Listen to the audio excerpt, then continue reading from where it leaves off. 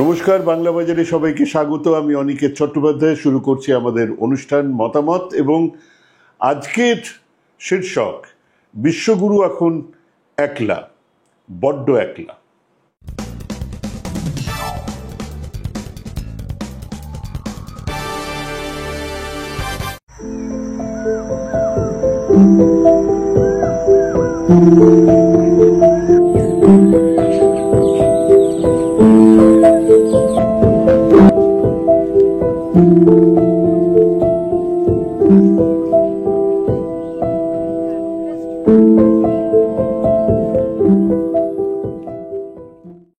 গ্রামের বাড়িতে বিকেলে চা খাচ্ছি, গ্রামের কিছু লোকজনের সঙ্গে আড্ডা দিচ্ছি। তাদের একজন বললেন, দেখেছেন তো মোদিজিকে আমেরিকা, চীন, জার্মানি, ফ্রান্স সমেত 20টা বড় বড় দেশ তাদের নেতা বলে মেনে নিয়েছেন। বেশ কিছুদিন আগের কথা বলছি। আমার তো বিষম খাবার জোগাড়, কোথায়, কেন, কিভাবে। তিনি জানালেন, বিশ্বের 20টা দেশের প্রতিনিধিরা দিল্লিতে এসে মোদিজিকে এই সমস্ত সিদ্ধান্ত নেবার দায়িত্ব দিয়ে দিয়েছেন। আপনারা মোদি বিরোধীরা এটাকেও অস্বীকার করছেন।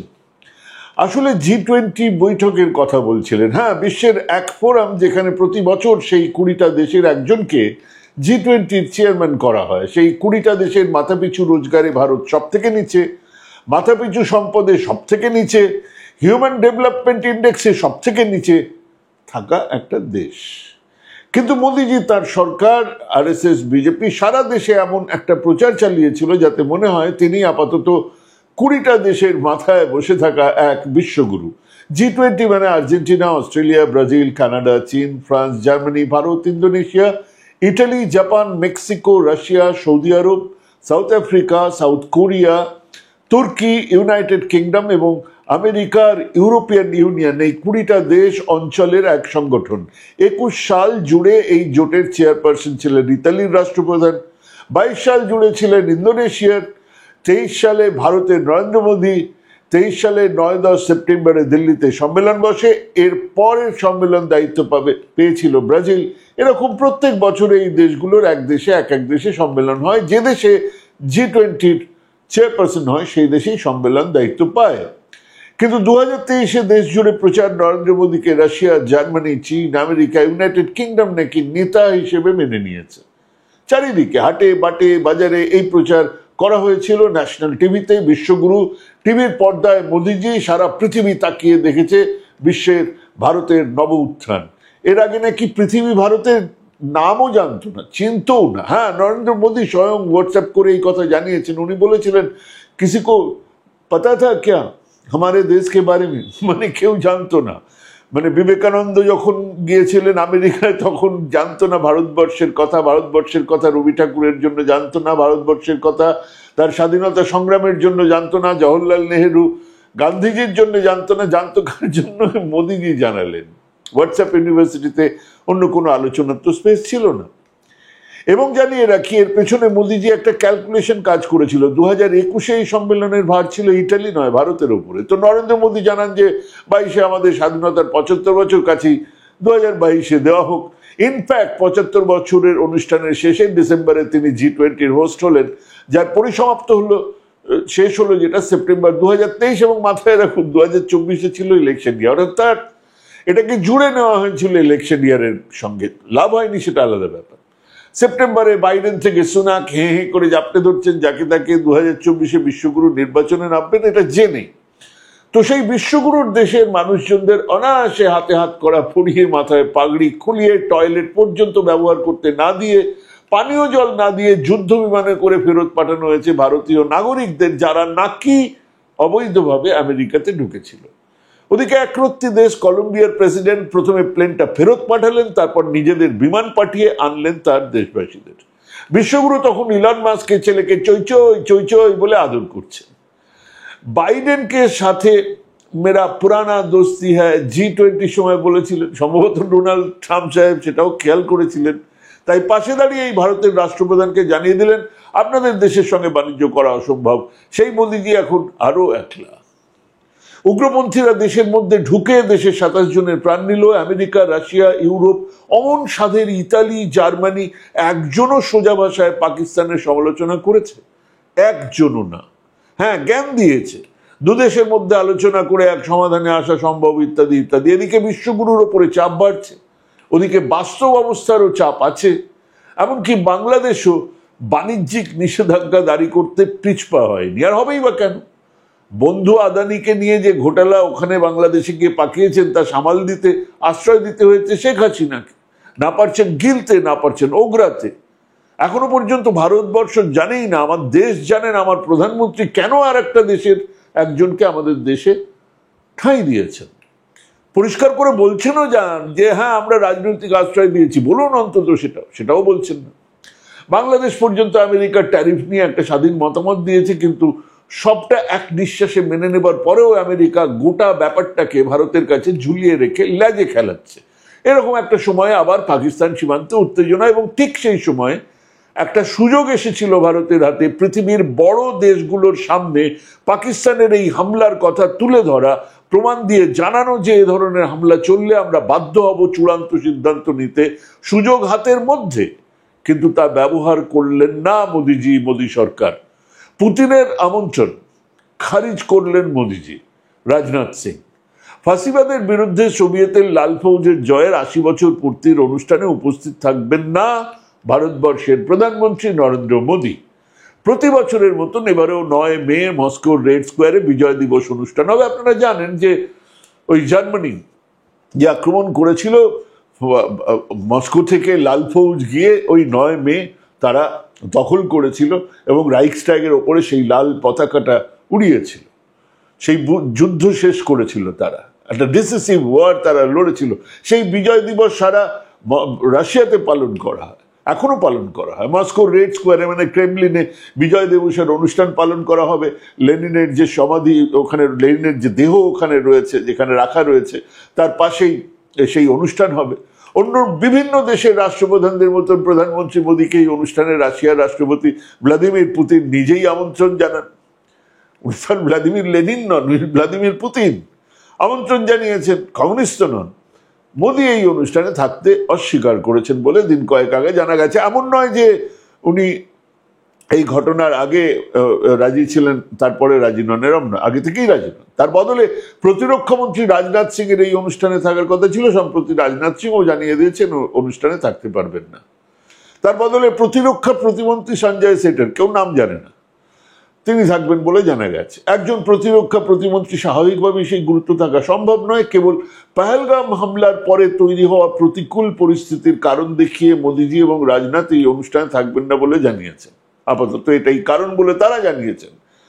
ফাঁসিবাদ বিরোধী এই আন্তর্জাতিক সমাবেশে মোদীজির অনুপস্থিতি মোটেই নতুন কিংবা আকস্মিকও নয়।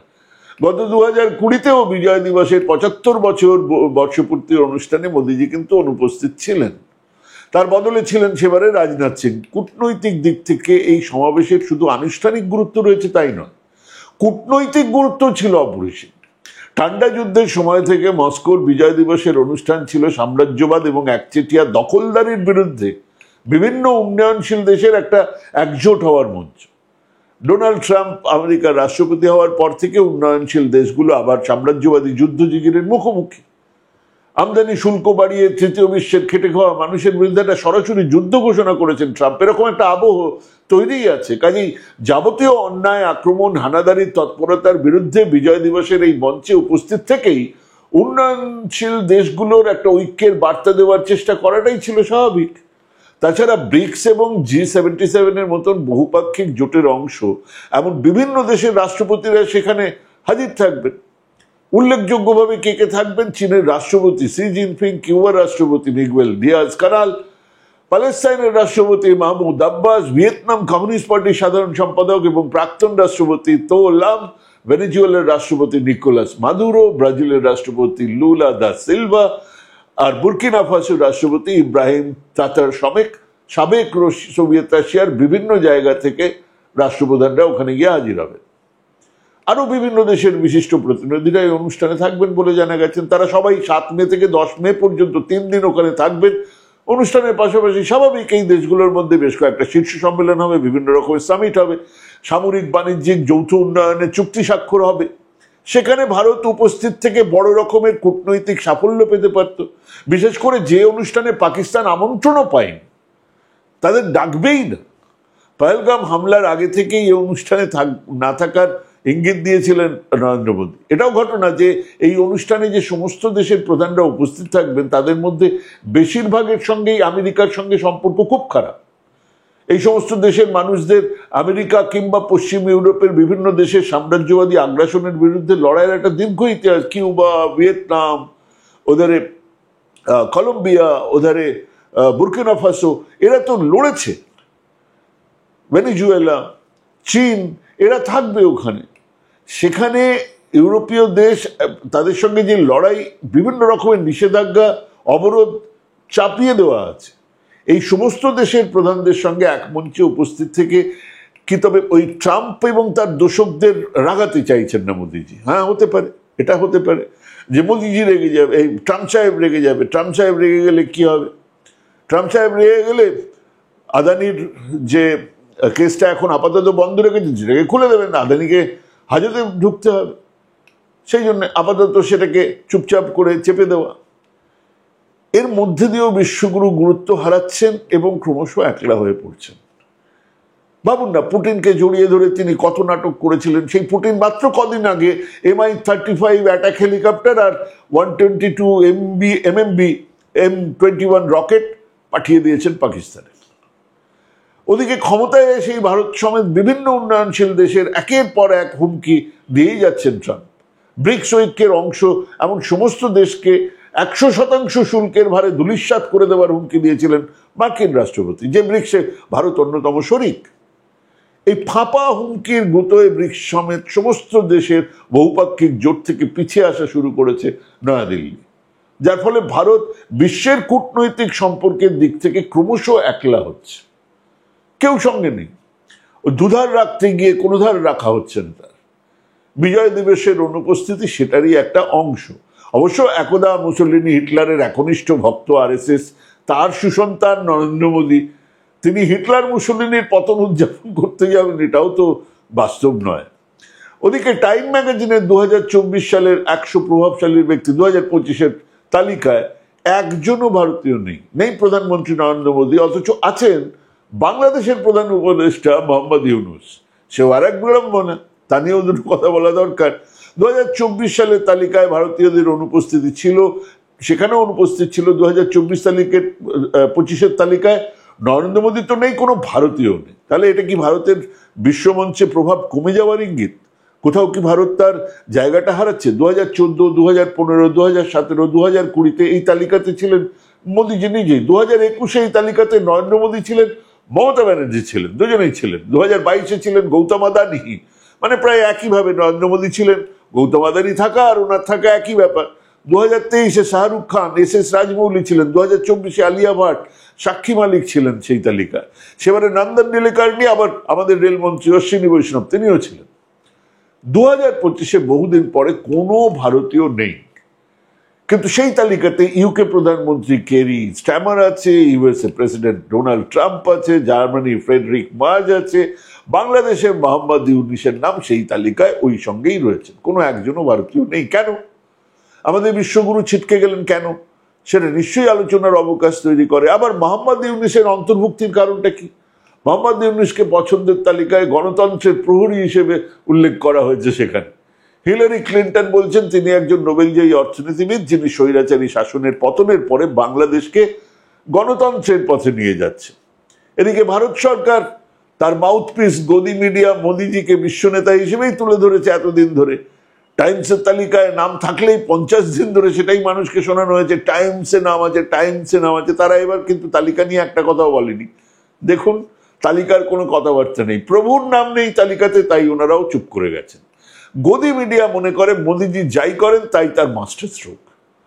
তিনি জাতিগত জনগণনা চেয়েছেন বলে দেশের বিরোধী নেতাদের আরবান নকশাল বলেছেন এই কিছুদিন আগে। জাতিগত জনগণনা চাইছে ওরা আরবান নকশাল, ওরা দেশকে টুকরো করতে চায়, ভাঙতে যায়, ইত্যাদি ইত্যাদি। গদি মিডিয়ারা সেই আরবান নকশালদের চামড়া তুলে নুন লঙ্কা ঘষে দেবার কথা বলেছে। তারপর মোদীজি নিজেই সেই জাতিগত জনগণনার কথা যেই ডিক্লেয়ার করেছে, অমনি সেই একই গদি মিডিয়া এটাকে মোদীজির মাস্টার স্ট্রোক হিসেবে বর্ণনা করতে মাঠে নেমে পড়েছে। এবার দেখা গেল ওই মিলে সুর মেরা তুমহারা আর হয়নি। গদি মিডিয়ার সুরে সুর মেলায়নি টাইম ম্যাগাজিন। কেন এটা হলো? কেন মোদিজি একলা হয়ে পড়ছেন, কেন ক্রমশ বিচ্ছিন্ন হচ্ছেন? দেশীয় রাজনীতিতে 303 থেকে 240, হ্যাঁ, দেশের ভেতরের রাজনীতিতে 2024 নির্বাচনে বিজেপির আসন কমেছে, এটা একটা বিরাট কারণ। তারা এখন জোটের ওপরে নির্ভরশীল। তিনি যা কিছু করছেন ওই দুজন নাইডু আর নীতিশ কুমারের মর্জি মেজাজকে মাথায় রেখে করছেন। সেই 56 ইঞ্চ কা সিনা নেই। জিডিপি টাকার মূল্য দিয়ে তিনি সরকার এবং দেশ সবাই চিন্তিত। বেকারত্ব বাড়ছে, তার মধ্যে এই জাত গণনার পরেই আবার চাকরি সংরক্ষণ নিয়ে আর এক নতুন সমস্যা খাড়া হবে। সবাই জানেন, তিনিও জানেন, বিশ্বও জানেন। পরে আছে ধর্মীয় বিভাজন। মোদীজির নেতৃত্বে রাম মন্দির উদ্বোধন, ঐশ্বরিক সংযোগ, নন বায়োলজিক্যাল বার্থ, এসব নিয়ে হাস্যকর কথাবার্তা ওনার গুরুত্ব কমিয়েছে। প্রতিটা জনসভাতে গিয়ে হিন্দু মুসলমান বিদ্বেষ ছড়ানো এখনো তার অভ্যেস। তার বিরুদ্ধে আন্তর্জাতিক ফোরামে ধর্মীয় বিভাজন আর হেড স্পিচ, ঘৃণা ভাষণ দেবার অভিযোগ এখন কেবল অভিযোগের মধ্যেই সীমাবদ্ধ নেই। সবাই সে কথা জানেন, অজস্র প্রমাণ আছে।